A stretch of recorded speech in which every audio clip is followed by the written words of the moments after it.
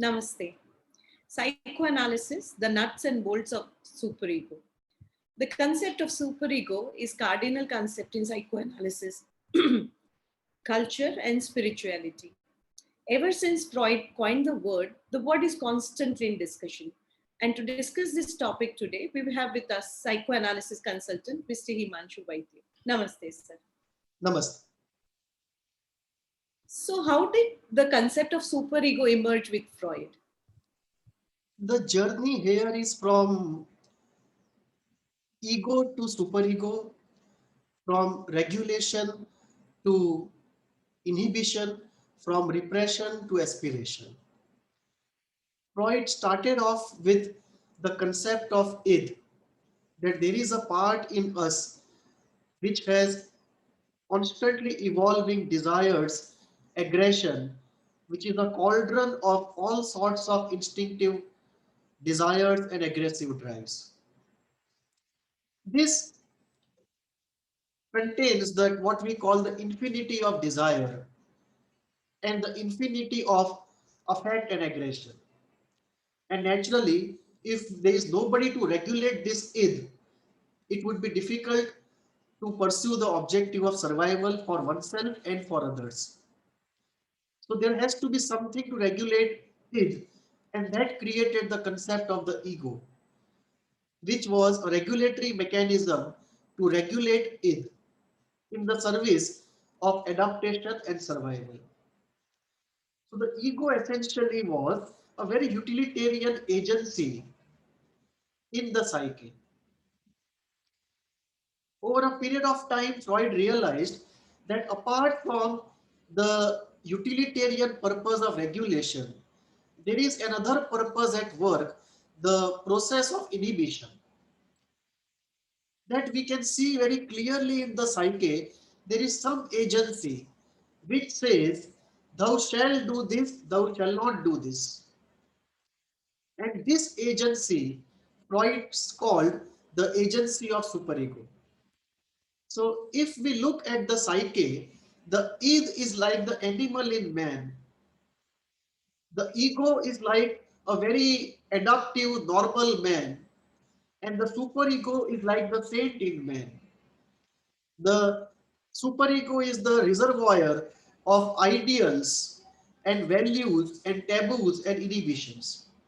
So the superego has two components, thou shall and thou shall not, in functional terms. Now, for Freud, this superego did not start with birth. It was towards the end of the resolution of the Oedipus complex that the Oedipus complex resolution left in its wake a moral agency called the superego. And the way it was created was this, that in the resolution of the Oedipus complex, the child decides he will give up the attraction towards the parent of the opposite gender and try to be like the parent of the same gender. So when he gives up the parent of the opposite gender, there is created a template called thou shall not, the inhibition. That not only thou shall not this time, but thou shall not even in future.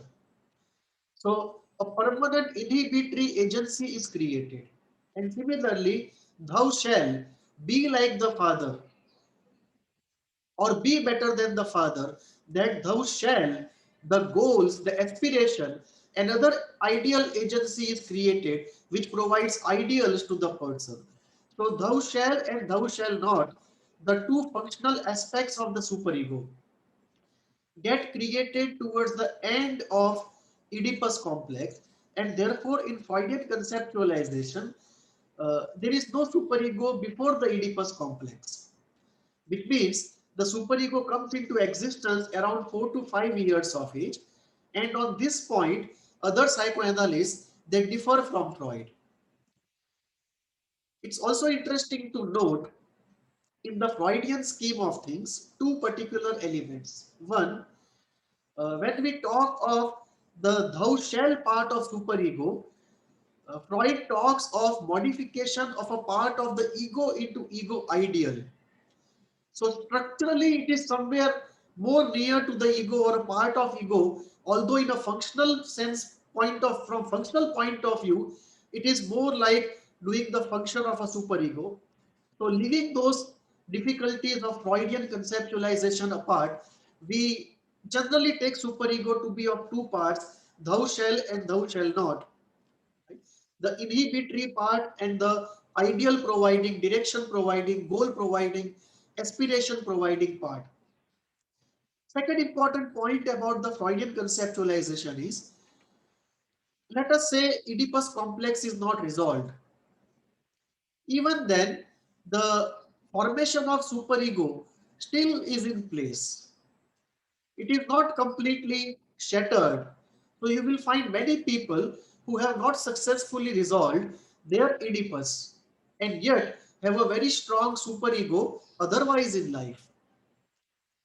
At the same time, you will also find that even people who are sort of psychopaths with very little or no guilt or superego formation, even there, the incest taboo is by and large intact in most cases, which means that the success or non-success of the resolution of the superego and the creation of, sorry, the success or non-success in resolution of the Oedipus complex and the creation of superego is not directly proportional. It seems that regardless of how badly the Oedipus is resolved, despite all that, a modicum of superego is always created, and over a period of time things get added to this superego from the side of parents, family and culture, and therefore even with a badly resolved Oedipus you still have a quite a well developed superego otherwise in individuals. Okay. So then how was the concept thought of before Freud? Before Freud, of course, the concept was thought about because human beings as a species are a very moral species. Not that we follow morality, but that the element of morality is always present. We may be busy more not listening to morality than to listening to morality, but the presence of morality is not in doubt. And therefore, there is no doubt that it was this whole idea of morality, what is represented in the Freudian scheme of things by superego, was widely debated across civilization. So it's not a new idea in a generic sense. What is new is its representation in terms of model of the mind. But the idea in the generic terms is not new. The idea was variously discussed by various groups of people based upon their beliefs and their worldview. The Indians called it the representation of the soul in the front of the personality. So the soul or the psychic puts its representatives at mental level, emotional level, physical level, and these representatives create the moral element at all the levels of the personality. So it was the one aspect of the pure soul, and the soul aspect itself was one aspect of God, and therefore it was the pure element of the soul put into personality. That was one view of this superego. For Christians and for Abrahamical faith, this was not only a part of uh, the purer part of soul, it was also something which was in accordance with the commandments of God. And this was the deciding factor for the afterlife, whether it is going to be in hell or heaven, based upon how well in congruence with superego you have lived. For the East, before the Brahminical religions, essentially it was strongly linked to karma, that the more you are in tune with the superego, less is the karmic load. Then we come to more secular philosophers, and two schools in the secular domain stand out. One is that of Immanuel Kant. And for Immanuel Kant, superego, or what he called the moral imperative, was inborn in people. And that was uh, the center of all the morality and the conscience that we have and what we feel when we do something wrong. So for him, the categorical imperative was inborn, and the categorical imperative should be in the center of individual and social affairs if we are to create a good world. For another secular school of thought, the utilitarian school of thought, uh, the superego was uh, a necessity, like God. So utilitarian school used to say that even if we don't have God and superego, we will have to invent one if we want the society to be stable and civilized. So for them, superego was a utilitarian currency to balance out the turmoil in the human social world. So these were uh, many different schools of thought and many different ideas related to superego and morality before Freud. So keep one under check. Right, right. So how did Freud's thinking evolve on the concept of superego then? Freud undertook a long journey when it came to the concept of superego. Initially, he thought it was the best part of the individual, the saint in man, the ideal part of the person, and we should try to evolve as much as possible towards this ideal. And in this evolution, in this journey, we have to overcome the pull and the compulsions of the id and the compromising attitude of the ego. So this was a uncompromising, absolute good part of man, which was sort of an ideal towards which we should rise as much as possible. This was the first kind of a thinking. And obviously, he said that we have to balance out superego and id, because if we go too much to either, we will end into trouble, psychological trouble. So too much of uh, id, right, can lead to neurosis, and too much of superego can also lead to neurosis. So initially, it was this thinking. Slowly, when he started analyzing people, he realized that superego is also a very punitive agency. It is a very punishing agency, and the way it punishes is through various ways. One is through anger turned on oneself. Second is the repercussions of shame. Third is the attack on oneself of guilt. And there may be various other ways also, but the superego is also a very punitive agency. And this agency is one which tells the person that he ought to suffer. So this agency virtually creates what we call the wish to suffer, the desire to suffer. And this desire to suffer, this belief that one does not deserve anything good in life because one has made mistakes, this tendency to punish oneself, to beat oneself up, is uh, at the root of many chronic problems where analysis finds it difficult to proceed, because there is a part of oneself which tells you that one should not get healed, one deserves to suffer. Sir, And and this, that is so much in the collective unconscious as well, yes, superego, yeah, that because the, even the for yeah, yeah, yeah, yeah, please go on. You were saying something. yeah, even in therapy, it is difficult to point the guilt that you're carrying out of, Right. So guilt is so which is fortified. arised, with a heavy superego. Yeah. So guilt is so fortified by culture and religion that many times people believe that they ought to suffer for what they have done. At times they can't even recollect what they have done, but they still feel they ought to suffer.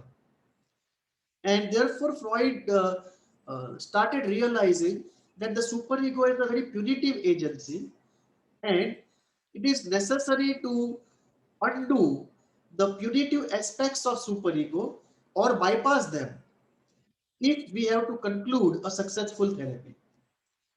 So, from praising superego as an ideal agency in the human mind to thinking of superego which needs to be sidestepped or undone for completion of therapy, successful completion of therapy, there was quite a U-turn in Freudian thinking. So this was the second element of Freudian thinking. And the third component of Freudian thinking started when uh, Freud conceptualized the death instinct. That uh, when Freud conceptualized the death instinct, he realized that masochism was an intrinsic part of human nature.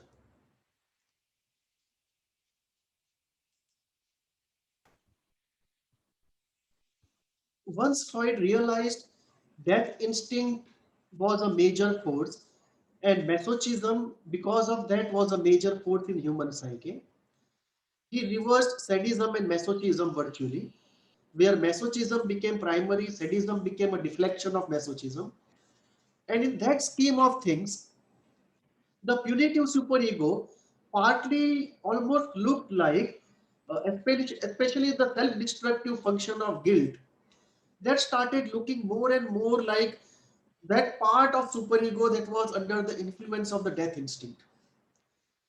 And that created another view of superego, that some parts of superego are so punitive and so primitive that they appear uh, more at the service of self-destruction than at the service of libido or the service of adaptation. And therefore, that view of superego uh, started, or rather laid the foundation of what later came to be known as this broad category of superego pathology. And uh, therefore, Freud's views actually had three different stations in the journey. The view as something aspirational and noble, the second view as something which was obstructing the healing process of therapy and perpetuating suffering, justifying suffering. And the third view as uh, being born partly out of the destructive death instinct.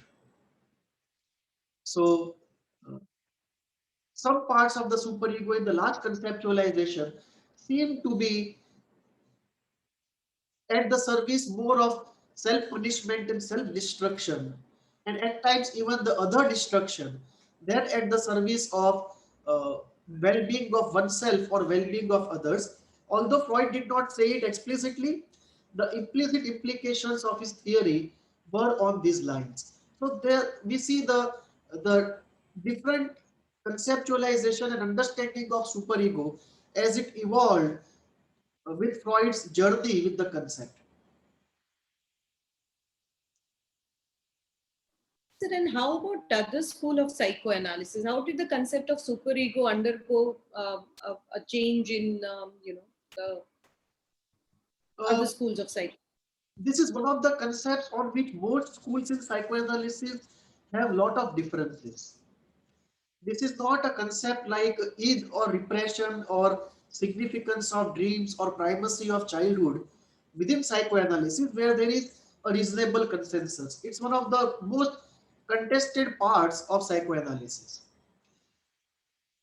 After Freud, Jung thought very differently about superego. One, he thought it was inborn, and even before the Oedipus complex, it was there. Two, he called it the moral complex instead of calling it the superego. And three, he placed it in the collective unconscious, which means it was inherited.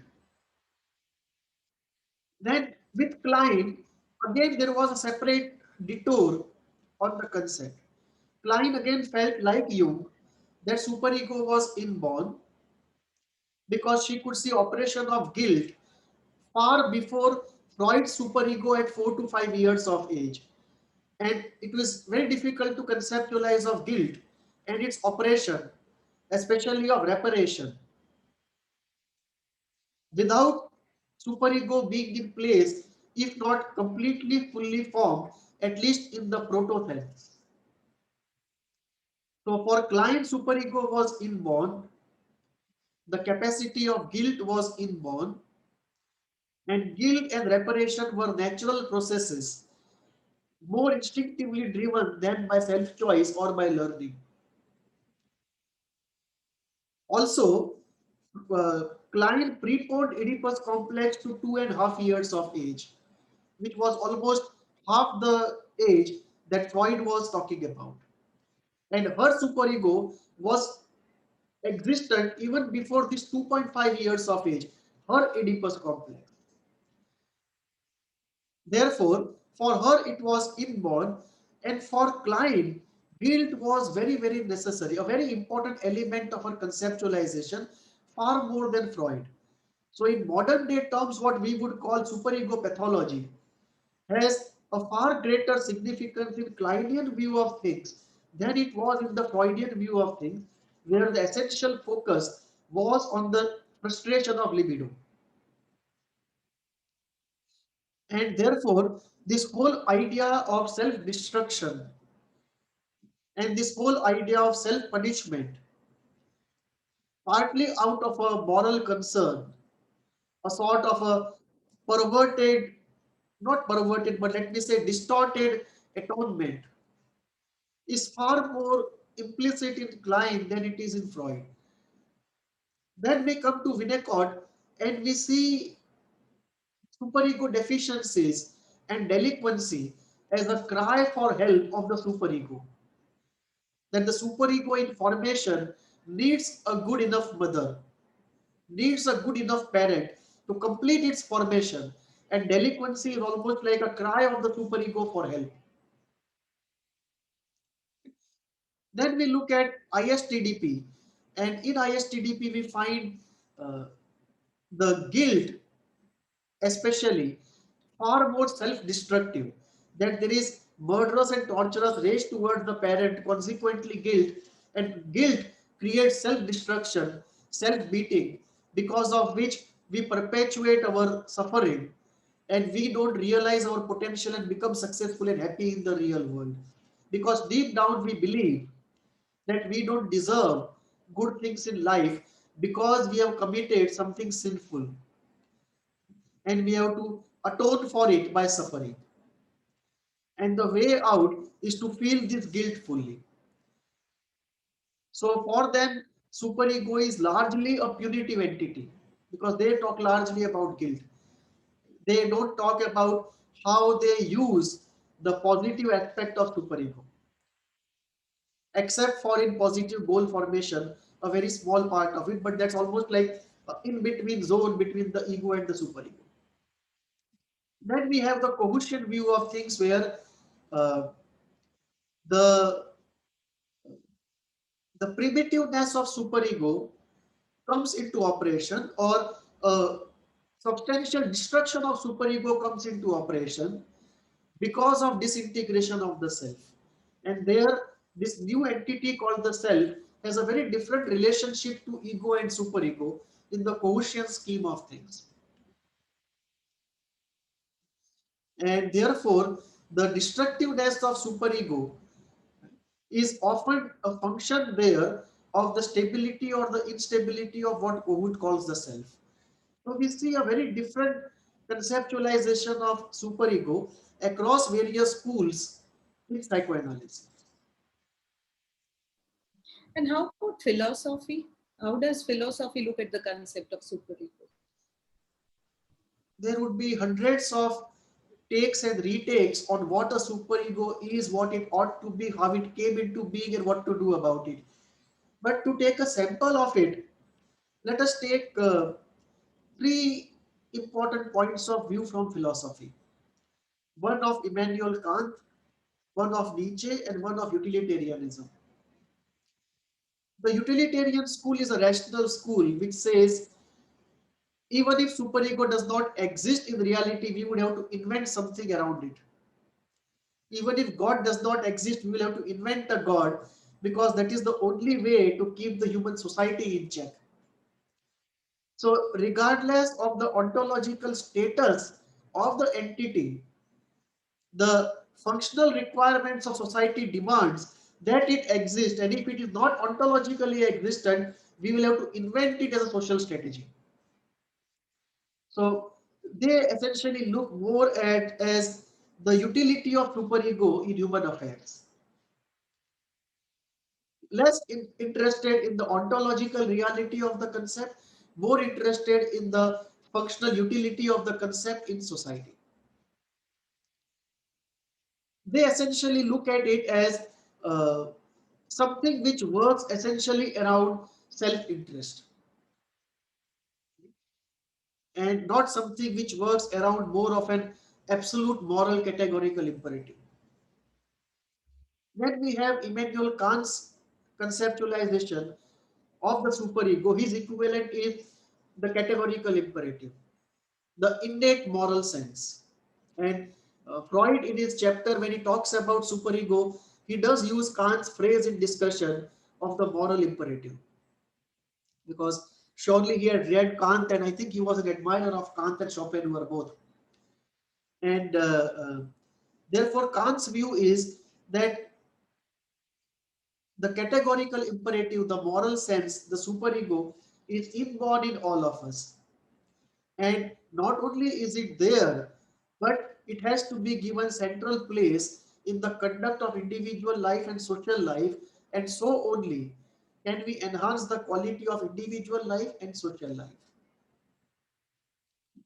So his concept of superego is ideal structure at the altar of which we have to sacrifice our pleasure, because there is going to be a constant trade-off between ethics and pleasure, ethics and convenience, and we have to constantly choose ethics at great price so that we enhance the moral quotient of our lives and thereby the society. That was his take on the categorical imperative.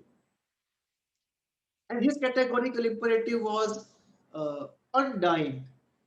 It's very important. He used to say that we learn anew every day, that lack of ethics gives more reward than following of ethics. And yet, seeing this 24/7, why do we still have this voice within us which always tells us to do what is right? Why doesn't this voice get extinguished in the storm of experience? And therefore, his categorical imperative was an undying part of the personality. And then we have Nietzsche. His view was that morality and superego are only devices and pretenses of the weak and the hypocritical to chain the powerful, and this has to be thrown out when we talk of a superhuman emerging out of ordinary humanity. So the goal was for superhuman race to emerge, and in that outflow of evolution, the ordinary morality had to be thrown out, and with that would go out of the window Christianity, because Nietzsche was completely opposed to Christianity. So for Nietzsche, Christianity was a edifice which was covering up the hypocrisies and pretenses of the weak and the good for nothing folk. And therefore, for him, this Christian morality had to go out and the new morality of the Superman had to come in. So for him, what we know as superego under normal situation had to go out of the window, and this Superman, this new species, had to create its own morality befitting their race. So this is how we can look at three samples of how superego was looked at in the Indian scheme of things. Superego was looked at something very precious, that after many incarnations and after trying very hard, the morality builds up in person. And therefore, a very strong superego was seen as an evidence of many lives, many incarnations of work, hard work of sadhana, on oneself to proceed on the spiritual path. So more advanced you are on the spiritual path, more work you have done across incarnations, stronger is the superego.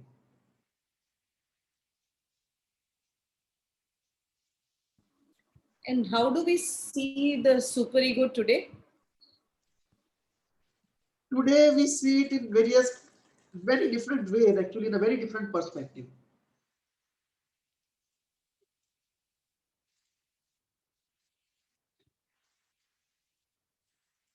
Today, slowly we are getting into what I call the nuts and bolts of the superego. Because we, we know superego in its functioning and its contribution to pathology, but we know very little about its manufacturing process. Whether it comes inborn like heart and brain, or after being born, is it manufactured in the first month or the second month? If manufactured, what is the process? What factors contribute to its strengthening or weakening? So this is one area where some people are focusing upon to know the nuts and bolts of the superego. Second, we see superego today as a word which is actually representing two, three different things. First, it represents a value system of what we believe to be right and wrong. Second, it represents inhibitions. Third, it represents ideals. Fourth, it represents the process of conscience, this feeling bad when we do something, and we feel bad when we do something wrong and we resolve not to do it again. Or when we see something wrong and out of empathy we feel bad. So this conscience of feeling bad out of empathy or out of remorse and resolving to do something about it. And then we have the punitive superego, that superego which punishes us for having done or thought of something which is not right in our own views or in the view of society. So we have this phenomena of the superego as a moral, as a value system, as an inhibition system, as an ideal system, as a conscience system, and as a punitive system. And all these are consumed under this broad title of superego. So now people are slowly trying to demarcate between these different components of what we call as superego and slowly look at what to do about it. That is one part.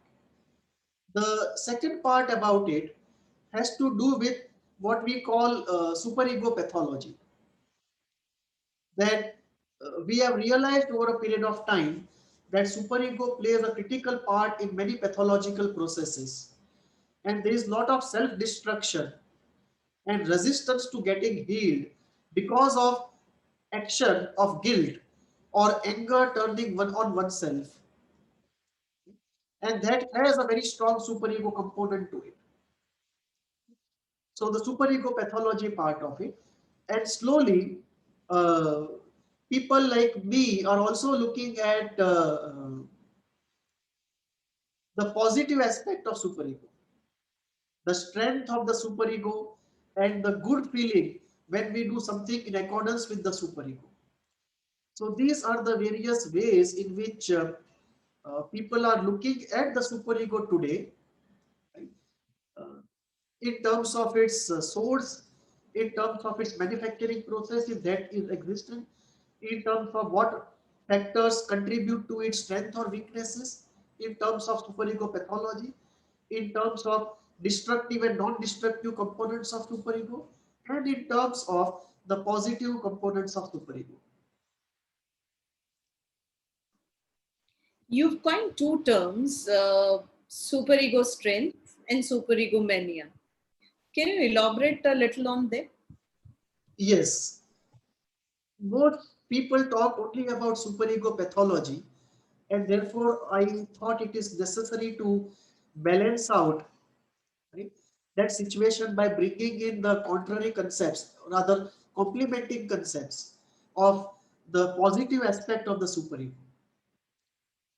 That the superego not only provides us with ideals, direction, and necessary repression for us to behave as civilized people and for society to go on and civilization to go on. Not only does it provide with ideals, if we act in consonance with superego, there are two distinct elements that we see in the psyche. The first thing we see is the superego mania, the feeling of an extreme high. When we do something which is sanctioned by the superego or valued highly by the superego. Think of a situation that you have donated a large amount to some NGO, or you have participated in some meeting where there was a talk of a revolutionary change, or uh, you have, at the risk of your life, you have saved somebody, or It can be even as pleasing your parents for a child. yes, why not? Why not? Doing something ideal to please the parent. But even before the parent acknowledges it, the child already is manic. So even today as adults, when we do, let us say you attend a revolutionary meeting and come back, on the way back, you feel that superego mania, that high. I'm loosely using the word mania, not in the strict DSM sense of it, more in the psychoanalytic sense of the term. Therefore, there is a feeling of an intense high and exuberance, uh, extreme sense of well-being and extreme happiness when we are in consonance with the superego. So superego, and if we don't go into the manic zone, but we come slightly below, then doing something in accordance with superego gives us huge amount of happiness and satisfaction. And this is one of the reasons why people become members of spiritual societies which are involved in social work. That when they become the members of spiritual societies and they do some social work, they get immense satisfaction and a very high dose of happiness. That is a superego high. They have not done anything to please the id or to please the ego. The large component is coming from superego, might be a minor component from id. Some narcissism might be satisfied, but there is definitely a superego high, distinct phenomena into itself. So superego also is a great source of happiness and satisfaction, and it is a far more productive and socially contributing way of accessing happiness compared to the id or the ego. So it is a very noble and socially very responsible way of happiness of a very high order if we access it by aligning with the superego. So that is what I call the superego high or superego mania. You can call it superego happiness. It's a far more saner term than what I get into. If I was less of a crackpot, I would go into that term of superego happiness. So superego happiness is one part. And the second part is superego strength. That when we are aligned with the superego, not only we feel happy, not only there is a mood effect, there is also a ego cohesion, ego strength effect. That the ego strength multiplies manifold. I'll give an example, very interesting example. There was a spiritual guru at Ahmedabad, and he had followers, most of them coming from very low socio-economic background, most of them with very low degree of confidence, self-assurance, and ego strength. Some case was put on that godman, and police came to arrest that spiritual guru. And the so-called weak, they fought valiantly to avoid his arrest.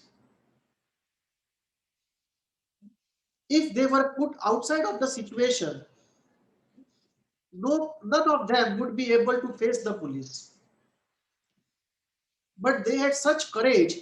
They were not worried about being imprisoned or being beaten up, or some case being put up against them. The courage was so high, and the courage came from two parts. One was they were in a group and not alone. Two, their transference of omnipotence on that guru, that omnipotence will save us. And the third element, which is very important element, was a superego strength. That they derived their strength because in their own view of things, they were doing something very right. And this is what you see, that people have far more ego strength. They are able to endure far more. They are able to face far greater and far bigger titans when we look at freedom struggle, when we look at religious struggle, because people believe that they are doing something according to their inner value system, and they are doing something great in accordance with their superego. People go to the extent of giving up their life when they feel they are doing something in accordance with their superego. And therefore, there is a great contribution of ego strength from superego. And unfortunately, uh, we are not using the goodness of superego in terms of its influence on mood and its influence on ego strength and its influence on our quality of cognitive thinking. So just as there is superego pathology, there is also superego health, and we have not accessed adequately this aspect of superego health and happiness.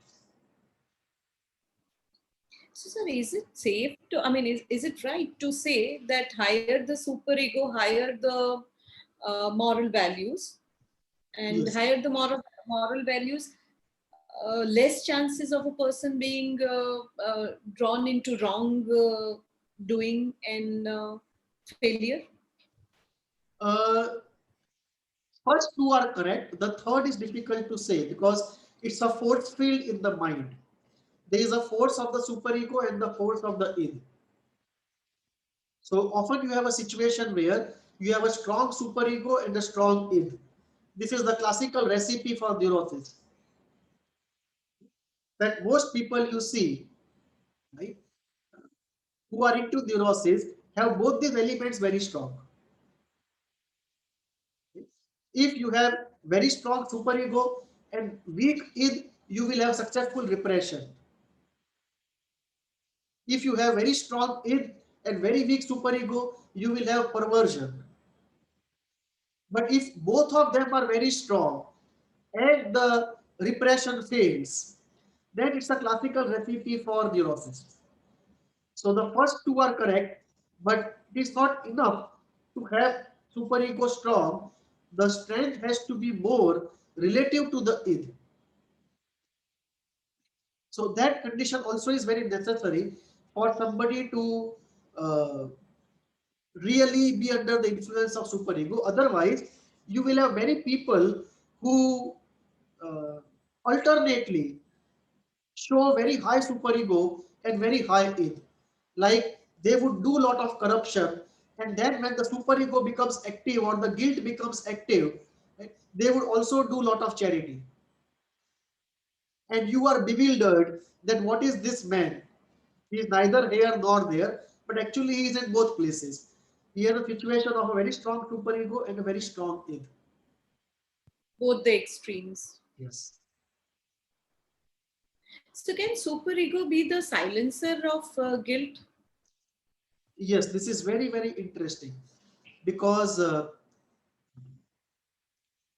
superego can completely change the flavor of guilt, the operation of guilt. Like, for example, uh, if you hurt somebody or if you kill somebody, you may feel extremely guilty about it, even if it's a car accident. That unknowingly you ended up killing somebody and you would live with the guilt of it for a very, very long time. But if you are intellectually, if your superego is convinced in value system that 10 people of that particular group who are of a different religion or a different country have to be killed for greater general good, you won't mind consciously killing those 10 people and you won't have a guilt problem. So the same action, right, will not produce guilt if it becomes superego syntonic. So in cases where the guilt becomes superego syntonic, when the guilt is superego syntonic, guilt cannot operate. So in religious strife, in national conflict, in group conflict, in political conflicts, in ideological conflicts, when one is convinced that a destructive act is necessary for greater general good, or it is in accordance with a divine commandment or an ideological commandment, then an action which normally would produce guilt does not produce any guilt. An action which would produce shame does not produce any shame. So in that sense, when something becomes superego syntonic, that syntonicity deactivates guilt and shame.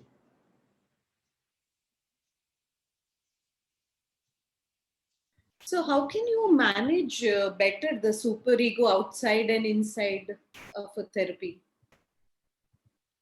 It's a very interesting question because inside the therapy, usually what we have to do is to overcome the punitive aspect of the superego.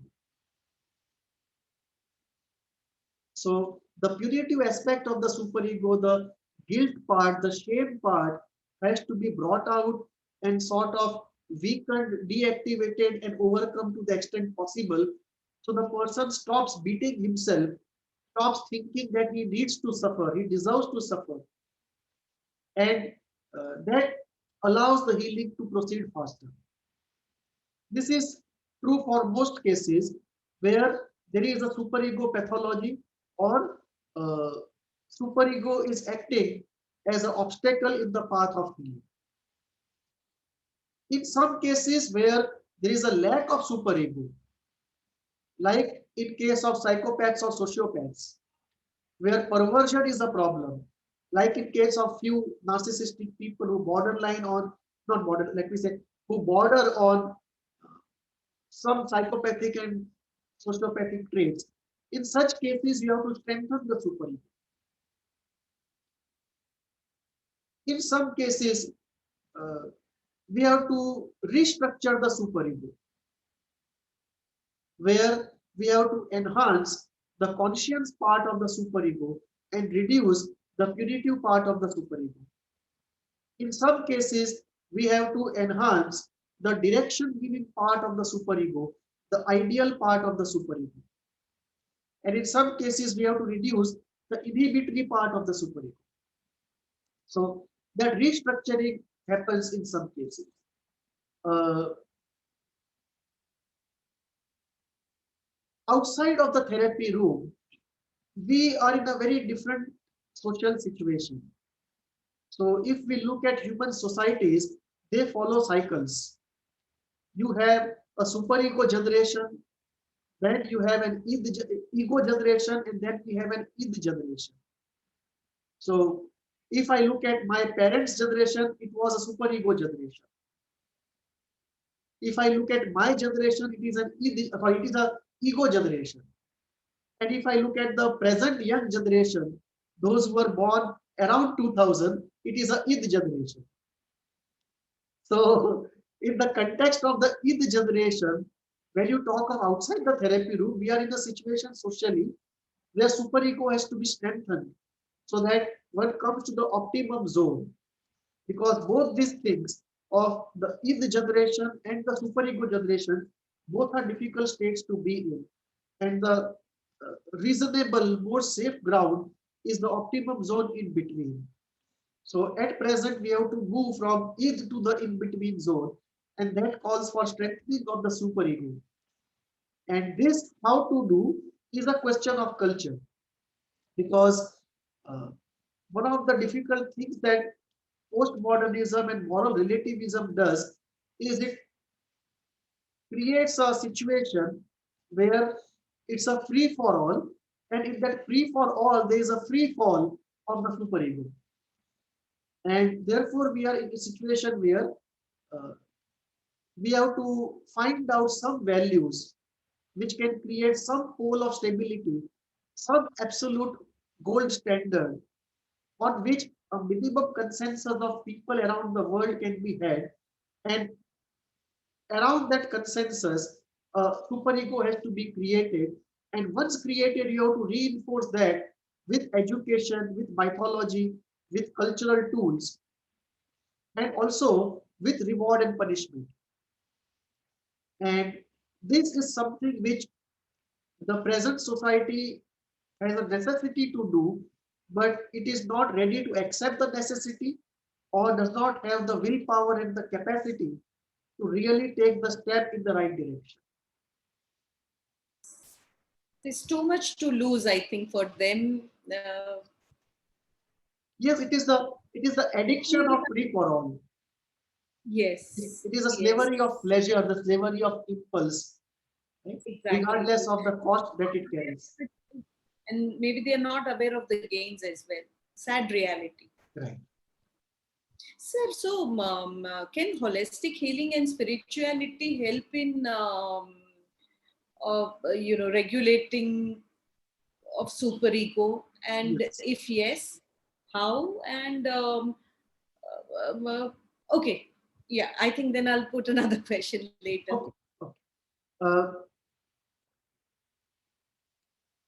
Spirituality definitely helps because spirituality uses superego far more efficiently and effectively compared to psychoanalysis. And superego is not seen only as a obstacle, rather it is seen as an asset.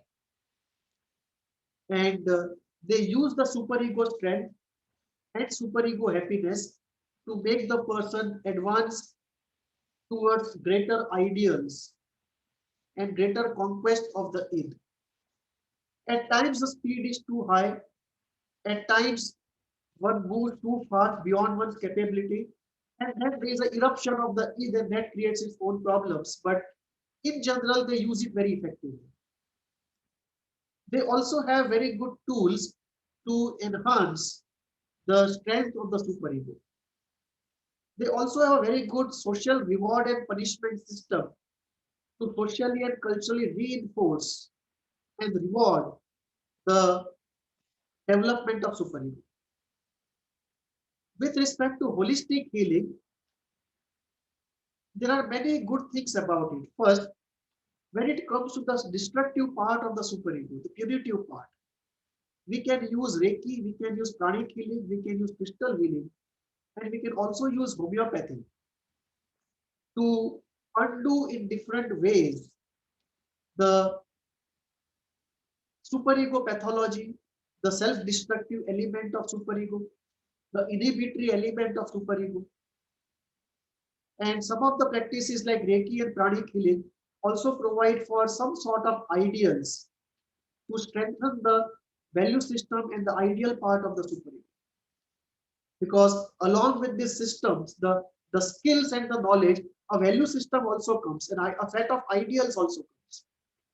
So when we talk of Reiki, pranic healing, homeopathy, they bring in tools, they bring in concepts, and they also bring in value systems and ideals. So through these various ways, and some of the tools essentially are the tools of observation, meditation, social service, uh, writing down the right and wrong per day, and maintaining some sort of a journal, talking to the guru, and working out atonement if necessary, deriving the superego inspiration from the conduct of the guru. And of course, in homeopathy, you have many medicines to undo the superego pathology, as we call it in psychoanalysis. So there are uh, basket full of concepts, tools, uh, medicines, uh, exercises, socio-cultural constructs, social service, uh, behavioral actions, risk reward systems, reward punishment systems in the zone of holistic healing and spirituality to manage really well the whole zone of the superego. You did answer my question, but I wanted to ask what is better? Is a therapy more uh, efficient, or is holistic healing and spirituality? Uh, it's a difficult question to answer because we will have to differentiate between the intensity of pathology. If we differentiate between mild, moderate, and severe, then mild to moderate range you can do only with homeopathy and other Reiki and pranic healing, meditation and spirituality. But in the real moderate to severe range, one needs psychotherapy, and in the severe range, one may also need psychiatry. So it is the intensity of the difficulty which provides us what is the healing plan. And the nature of the difficulty itself. Some pathologies are more suited to holistic healing. Some pathologies are more suited to psychotherapy healing, and some pathologies are more suited to psychiatric healing. So more is the biological component, more it goes towards psychiatry. More is the psychological component, more it goes to psychotherapy. And milder the intensity, easier to deal with by spirituality and holistic healing. And in the moderate range, and also in severe range, and not I'm talking about the non-acute severe. If it is acute Hmm. severe, in the acute state, there is no way out but psychiatry, allopathic drugs. But in the non-acute part, even if it is moderate or severe, even if it is severe and the psychiatric drugs are going on, even in those cases, in consultation with the doctor, of course, uh, it is not out of place to really complement more than one therapy. Like somebody is with a moderate problem and he uses homeopathy and psychotherapy. Somebody is in a severe issue, severe zone, and he uses homeopathy, psychiatry, and psychotherapy. And you can always do Reiki and pranic healing along with this. Okay, right. So, And so the uh, severity something to do with time. I mean, the duration of. no, it is more of intensity, the Okay. intensity of disease.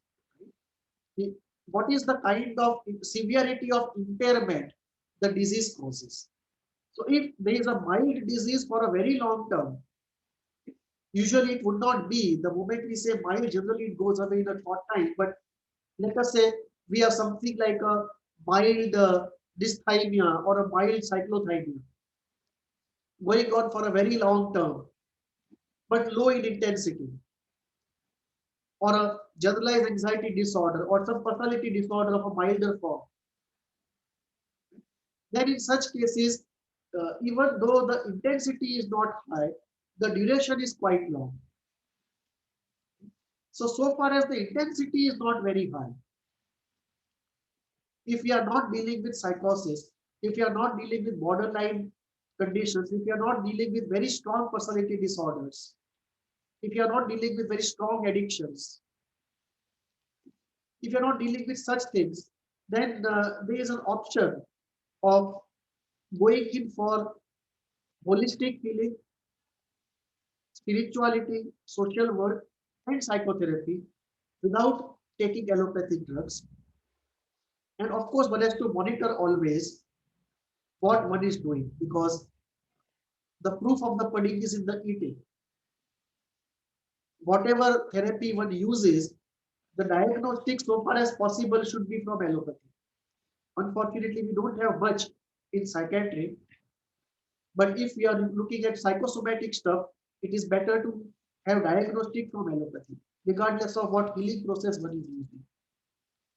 So that the healing process is scientifically monitored and it is not a faith exercise.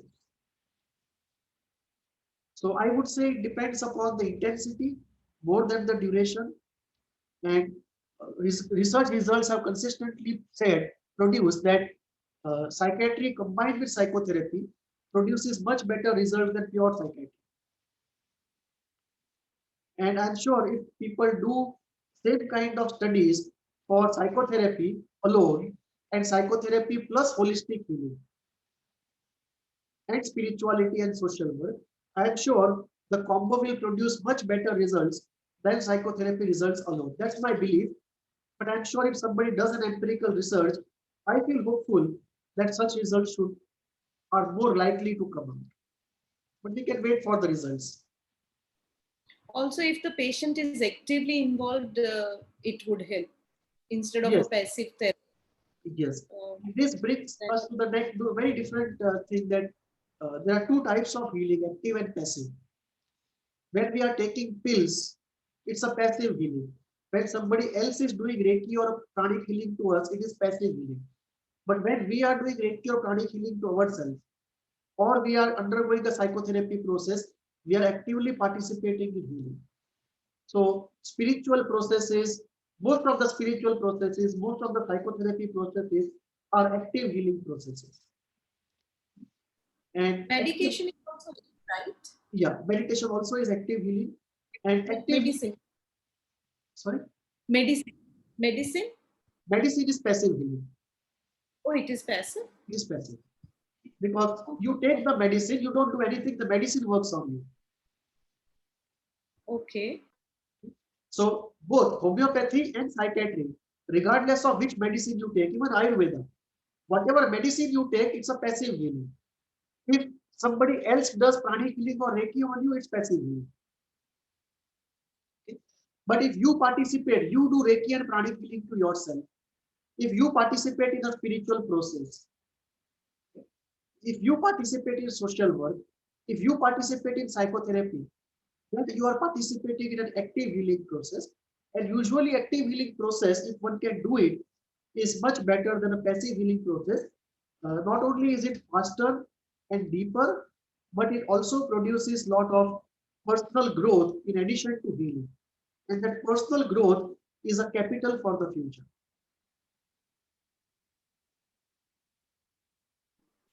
Okay. So we have discussed today very interesting concept in psychoanalysis of superego.